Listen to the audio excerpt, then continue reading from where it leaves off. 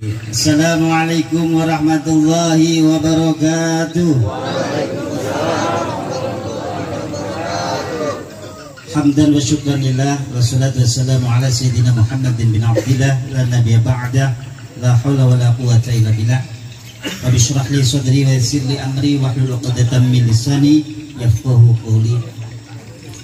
Pada yang terhormat para alim ulama, para tokoh masyarakat yang ada di Sanggo Kapuas ya, yang tidak bisa saya sebutkan satu persatu, dan juga saya kesini bukan untuk ceramah. Insya Allah pantunnya ikan cepat kan bagus dan ditambah ikan lele, makin cepat makin bagus, tidak bertele. Apalagi Pak Kemenak tadi udah ketok palu kan, jadi udah tinggal santap makan siang selesai urusan. Mudah-mudahan kedepannya lancar semua. Amin. Ceramah itu hanya formalitas bagi Rudi ya. Beliau yang paling nanti mengeluarkan ilmunya semua. Saya hanya iseng-iseng ya di sini ya. Saya dipanggil kiai pun terlalu berlebihan Bu ya. Kiai itu minimal usianya udah 40 ke atas, sedangkan saya baru 38 ya. Syarat yang kedua, kiai itu harus ngaji, mondok, alim. Syarat yang ketiga, istrinya harus lebih dari satu. Karena ketika saya ngurus izin operasional di Kementerian Agama Pontianak, beliau kawan saya bilang, ini mau syaratnya ustadz atau kiai? Kalau kiai syaratnya harus istrinya udah 2. Asawan dengarnya saya. Oleh karena itu kita kesini, saya silaturahim ke tempat ini hanya untuk bersilaturahim, berkenalan. Waja'alnakum syu'uban wa qabaila lita'arafu, saling menyapa, saling mengenal, saling menyayangi, saling mengasihi. Termasuk di sini Pak ada guru besar saya. Ya, ini Bang Firmus ini guru besar saya nih, beliau ini. Sering diskusi sama saya tentang bagaimana wawasan kebangsaan, dan sangat luar biasa beliau. Jadi saya tidak akan ceramah, biar Bang Firmus yang ceramah gantikan saya nanti. Masya Allah, izin saya absen dulu Pak Kapolres ya. Saya mau kenalan Kepala Kemenak yang mewakili Bapak Haji Nasri, Pak Kapolsek Sanggo Bapak Ibtu Heri Triwansyah. Insya Allah masih ganteng sekali Pak Kapolsek, mudah-mudahan karirnya cepat naik. Pas launching dari sini, Sanggo udah banyak masalah, tapi penuh dengan hidayah. Lurah Sengkuang, Pak Lurah. Oh izin ke belakang. Kepala KUA Sanggo yang mewakili Ketua NU Kabupaten Sanggo, Habib Muhammad Al-Jufri, ini guru saya dan beliau luar biasa mendampingi dalam segala medan. Beliau luar biasa. Ketua Banser Pak Haji Murjani, mana Pak Hajinya? Oh izin. Ketua Ansor Pemuda Pancasila, Fatayat, Muslimat, Lintas Agama, Seniman. Nah seniman ini saya juga sangat mengapresiasi karena saya juga suka seni Pak. Dakwah itu harus dengan seni. Kata Bang Haji Roma Irama, nada dan dakwah. Cuma saya tidak bisa nyanyi saja Pak. Lagunya cuma Istri Solehah, itu yang saya bisa ya. Dan seluruh pengurus TPA dan TPQ yang hadir, ikhwan akhwat, seluruh tamu undangan yang dimuliakan oleh Allah Subhanahu wa taala. Usiah namun hanya untuk mengingatkan pada pribadi saya bahwa perjuangan niat tulus membangun peradaban, membangun kasih sayang itu harus kita ciptakan di mana-mana. Negara kita sangat besar, bersuku-suku, berbangsa-bangsa. Saya suku Jawa Pak, ibu saya mu'alaf Buddha, adik-beradik saya, adik-beradik ibu saya itu juga sudah masuk Islam. Cuma tinggal satu, paman saya itu jadi biksu di Ratanavana Lasem, namanya Bante Piadiro. Jadi saya keturunan mu'alaf, ditakdirkan oleh Allah menjadi santri. Lalu ketika saya ketemu Bang Taufik pertama kali, itu luar biasa. Tidak kenal, rambutnya panjang ya, kayak koboi Amerika lah gitu ya. Jadi luar biasa, memberikan amanah wakaf kepada kami. Cuma kami ini tidak bisa, badan kecil, istri baru satu, yang diurus banyak. Akhirnya ketemulah beliau sang Jenderal Kiai Rudin Al-Mukhtar ini. datang ke pondok bawa santri 2, nitipkan monyet. Kebetulan di pondok saya itu saya konsep wisata religi. Jadi santri-santri di pondok biar gak jenuh, ada monyet, ada ular sawah yang panjang 5 meter tuh, macam-macam jenis binatang ada miara saya, Pak. Jadi hiburan santri ada di situ juga. Akhirnya Pak Kiai Rudi datang, alhamdulillah rezeki beliau berdakwah di sini dengan Bang Taufik.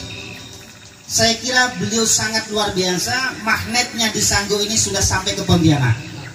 Sebetulnya saya jalankan di sini tadi merayap Bang Taufik, karena magnet beliau lah saya jalannya cepat.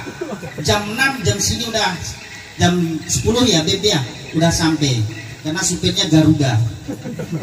Subhanallah. Nah, dari kisah perjalanan amanah itulah saya berniat, dimanapun tempat kita pijak di situ harus bumi bersaksi kepada kita min ahlil khair. Bumi itu harus bersaksi bahwa kita termasuk golongan orang yang baik. Walaupun kita tidak bisa membantu dengan harta, bantulah dengan tutur kata, doa yang baik. Sejarah Nabi Nuh alaihissalam untuk membangun peradaban umat, ketika beliau diperintahkan oleh Allah bikin perahu, rakyatnya, umatnya, kaumnya apa yang dikatakan? Nuh sudah mulai stres level dewa. Nabi Nuh sudah majnun, kemarau panjang, lalu apa pula dia buat perahu. Namun dari sebuah perahu yang dibuat ini sebuah sejarah hidup kita terabadikan sampai akhir zaman, karena umat yang naik pada kapal Nabi Nuh selamat, sehingga kita bisa nikmati indahnya dunia ini, kita bisa berbuat baik, beribadah kepada Allah Subhanahu wa ta'ala. Oleh karena itu di sini tempat ini marilah kita dukung sama-sama. Saya jauh-jauh dari Pontianak mengajak kawan-kawan komunitas tiada lain karena mahabbah, karena cinta, karena sayang. Lihat Pak Nasri, Pak Haji Nasri, subhanallah, udahlah halus, ramah, kata-katanya sangat menyentuh hati saya Pak Haji. Mudah-mudahan bisa ke Pontianak, kita ngopi di sana nanti. Kalau di pondok saya namanya kopi anti galau Pak Haji. Jadi di Darul Fikri itu terapi untuk tamu yang datang, kopinya kopi anti galau. Kopi anti galau, jus kesetiaan, teh kehangatan, dan teh kemesraan dan jahe kehangatan. Itu menunya. Insya Allah masuk ke wisata religi Darul Fikri, fresh pikiran, taat beribadah, dan semangat dalam berbuat baik. Ditunggu Pak Kapolres juga nanti. Nah, oleh karena itu perjuangan besar ini harus kita dukung sama-sama sebagai bukti bahwa kita itu sesama umat, sesama muslim, sesama anak bangsa harus saling merangkul, saling mengasihi, jangan saling membenci. Coba bayangkan saya dengan Bang Firmus, mohon maaf Bang Firmus Kristen, saya muslim, tapi di beberapa hal saya berguru sama beliau. Kalau sudah kopinya kental, rokok saya sampurna, itu diskusinya Masya Allah luar biasa. Dan banyak sekali kawan-kawan di Pontianak, bahkan saya itu punya kawan namanya Pak Acai, Cina. Setiap saya pergi keluar, misalkan keluar kota atau ke bandara, beliau antri, daftar, Ustadz antar jemput bandara pulang pergi saya, padahal berbeda agama. Jangan sampai kita umat Islam kalah dengan mereka dalam berbuat baik. Khususnya warga sini, saya berharap semua bergotong royong. Pondok saya Pak, itu atapnya daun. Atapnya daun, saya ndak gengsi, tapi walaupun atap daun, saya nikmati terasa bintang 5. Walaupun di dalamnya yang terasa hanya bintang 7 pusing kepala. Ya, tapi bagi saya itu sebuah kenikmatan. Ketika saya membangun orang ndak yakin Pak, sama, ndak yakin masa pesantren atap daun. Pesantren di tengah hutan, tengah kebun, ndak ada lampu listrik, cuma lampu pelite. Kok di sini masih ada lampu listriknya Pak Kiai? Di tempat saya dulu merintis lampu pelite Pak. Namun bismillah dengan kesungguh-sungguhan bekerja sama antara warga setempat dengan saya dan seluruh komponen masyarakat, terwujudlah Pondok Pesantren Darul Fikri yang alhamdulillah sampai sekarang dari belahan negeri sudah datang ke tempat saya. Jordania sudah ada, Inggris sudah ada, Malaysia, Bali, Jakarta, Pekanbaru, dan lain sebagainya. Jadi saya tidak berkecil hati kalau pesantren Tajul Anwaril Mudzakir ini hidup sebuah amalan yang baik, maka akan menjadi magnet bagi umat di akhir zaman ini. Pesan kiai saya cuma dua ketika saya mendirikan pesantren Darul Fikri. Satu, dirikan pondokmu yang unik. Itu pesan kiai saya. Yang kedua, walaupun lampu itu 5 watt, asal hidupnya istiqomah kontinu, maka binatang yang kecil-kecil dari penjuru dunia manapun akan datang ke tempatmu. Hanya dua kiai saya pesannya itu.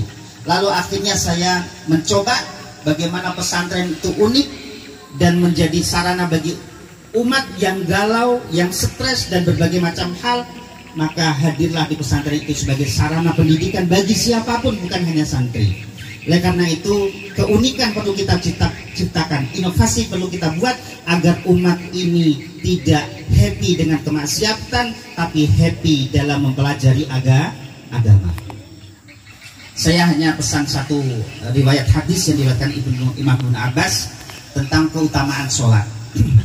Ya, insya Allah ada rangkaian kaitannya dengan peletakan launching pondok pesantren ini. Beliau Imam Ibnu Abbas meriwayatkan dalam sebuah hadis, ciri sholat yang diterima oleh Allah itu ada 8. Yang pertama itu hadirnya sifat tawadhu. Hadirnya sifat innallaha yaqbilu sholata biman tawaddu'a biha li'azamati. Orang yang sholat itu hadir sifat tawadhu dalam pribadinya, Pak. Biar pejabat, biar kapolres, biar apapun itu, hadir sifat tawadhu dalam dirinya.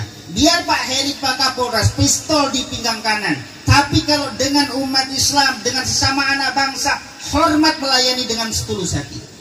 Tidak ada rasa angkuh dan jumawa, mentang-mentang kiai, cekak pinggang, tinggal tunjuk dan perintah. Itu bukan etika Rasulullah.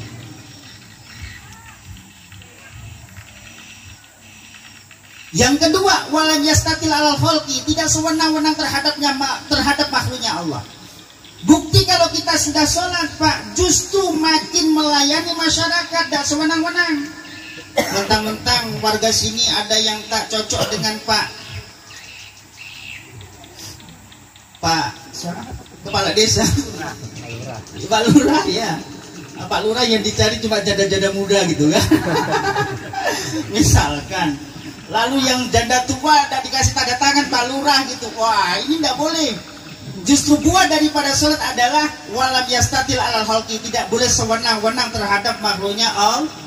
Semuanya harus dilayani, yang Islam, yang Kristen, yang berbeda agama sekalipun dilayani sama, jangan dibeda-bedakan. Itulah wujud daripada Islam yang rahmatan lil alamin.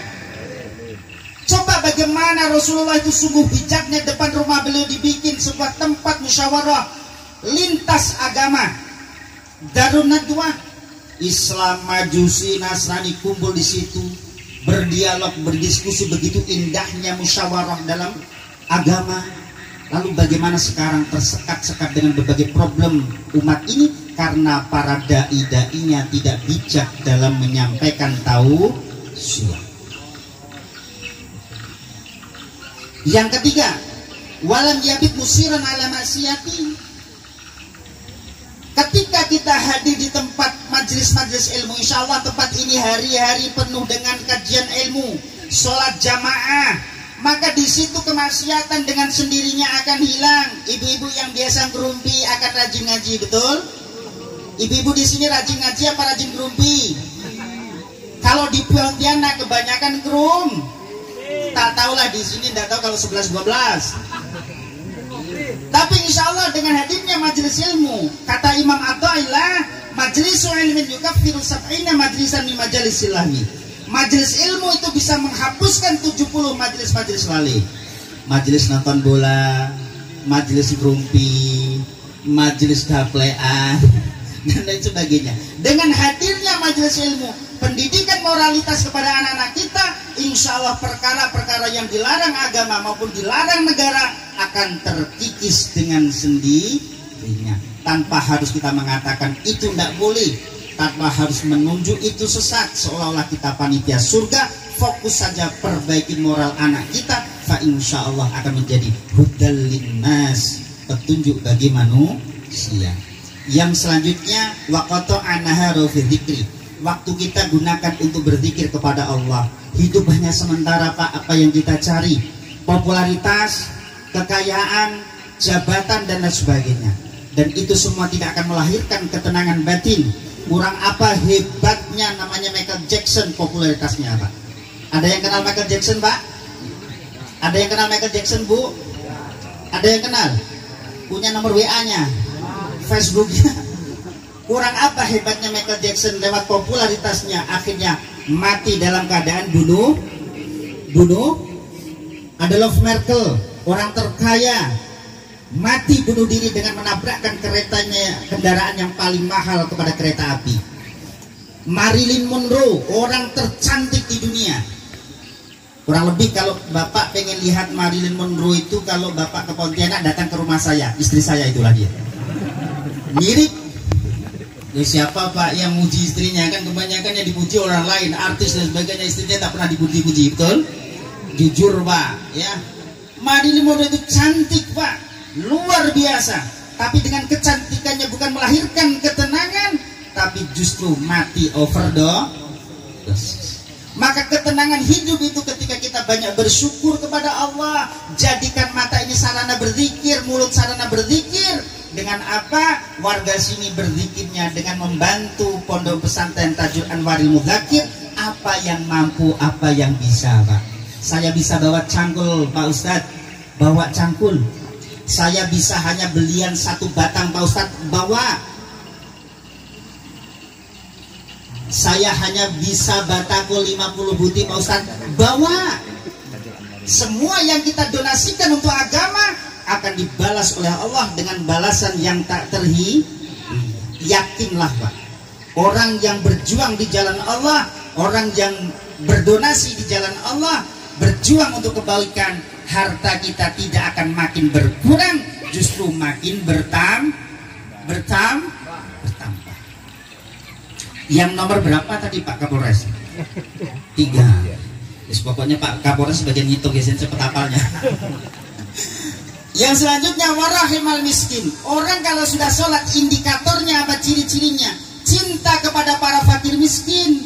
Maka di Pondok Tajul Anwaril Mudzakir prioritaskan anak yatim, orang yang tak mampu, bimbing mereka, didik mereka. Mereka punya hak yang sama dalam mempelajari agama. Sebab saya nih Pak, orang mondok dulu ditanggung orang tua hanya 2 tahun. Sisanya saya jualan, keliling ke sekolah jualan hanya untuk menuntut ilmu agama. Maka dari situ saya hanya mempunyai izah, mempunyai himmah. Jangan sampai orang tak mampu tidak bisa belajar agama. Semahal itukah untuk belajar moralitas? Coba bayangkan Pak, orang miskin nengok pintu gerbang pendaftaran masuk 13 juta. Baru baca 13 juta tuh Pak, kalau orang tak mampu langsung demam. Maka dari itu inovasi tempat ini mudah-mudahan bisa menggratiskan untuk umat. Bisa enggak Pak? Bisa. Santri saya enggak banyak memang Bu, 50 lebih. Ya, 50 lebih. Kalau sama formalnya kurang lebih 90, dan memang saya batasi supaya operasional pondok mengcover dan bisa kita bantu secara maksimal sampai sekolahnya selesai. Kemarin saya bulan 11, bulan 12 itu dibanding di Pondok Pesantren Nurul Iman Bogor dengan Bank Indonesia, ada 6 pesantren dari Kalbar, termasuk Darul Fikri pondok saya diundang di sana. Pondoknya sangat besar, modern, dan sangat luar biasa inovasinya. Santrinya 15.000, dari PAUD sampai perguruan tinggi digratiskan. Setiap tahun ada pernikahan massal. Maka Bapak Ibu kalau pengen pernikahan massal datang sana gratis. Tiap tahun Pak. Makan satu hari itu kurang lebih 7 ton. Punya 59 unit usaha. Maka di sini Pondok Pesantren Tajul Anwaril Mudzakir membuka unit usaha.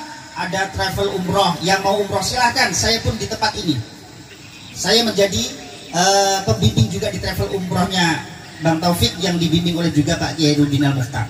Yang mau umroh tak usah jauh-jauh, 1.000 rupiah Ibu daftar di sini, dapat batako, dapat semen dan lain sebagainya. Bukan ke orientasinya bisnis. Saya di pondok wisata, tiket masuk 5.000. belanja restoran dan sebagainya, bukan untuk saya tapi untuk pengembangan pondok pesantren. Banyak ruang-ruang kosong yang kita bisa masuki sehingga pondok itu berkembang maju, tidak kalah dengan pesantren yang dikomersil. Yang komersilkan monggo, yang punya duit pengen fasilitas, yang kita berbasis keumatan yakni menolong orang-orang yang lemah. Oleh karena itu yang warga sanggup, mari kita gotong royong bersama. Kira-kira siapa? Siap Bu? Saya dari jauh-jauh Pontianak bilang siap, masa yang di sini tak siap? Siap Pak? Siap Bu? Ustadz Muhaimin siap? Ustadz Muhaimin udah motong 2 ekor kambing tadi Pak.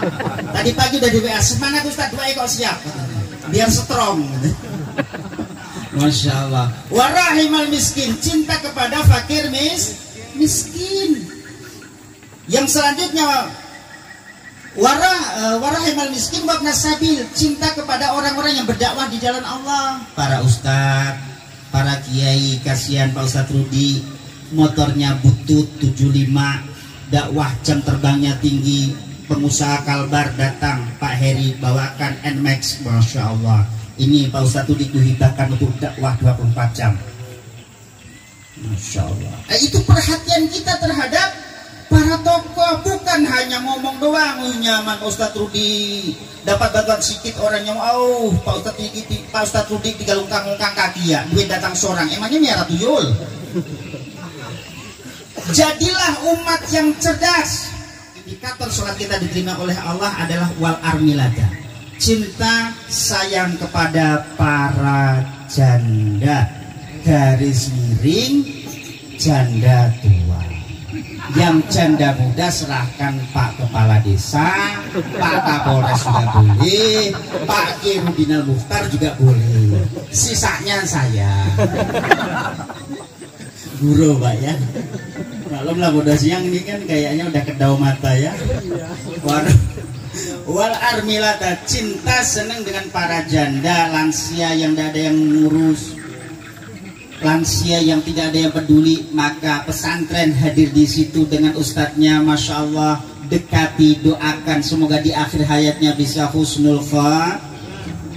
Kebanyakan orang miskin, orang yang tak mampu, ketahuannya kalau sudah innalillahi wa inna ilaihi raji'un. Yang dosa siapa? Kita semua, karena menutup mata. Kalau Bapak Ibu menganggap dirinya sudah sholat, maka perhatikanlah orang-orang di terdekat kita, anak yatim, fakir miskin, janda tua, janda muda, udah ada yang mikirkan. Yang terakhir, warahimal musibah, cinta sayang kepada orang yang ditimpa musibah, sahabat sakit, keluarga sakit, kawan sakit, cepat ditolong.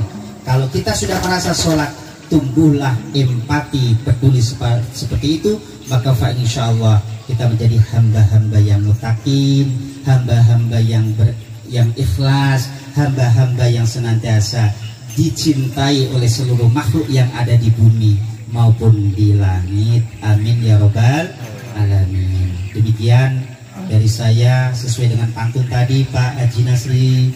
Pantunnya ikan cepat ikan gabus, dan ditambah ikan lele, makin cepat makin bagus, tidak bertele-tele. Saya pun kopinya belum saya minum, kayaknya udah sejuk. Request panitia kopi hangat nih Pak Haji Nasri ya. Karena saya biasa nginap di sini Pak Haji, jadi udah biasa kayak keluarga sendiri memang. Nah, jadi kalau biasanya tidak sempat Bang Topik masak seorang saya Pak Haji gitu ya.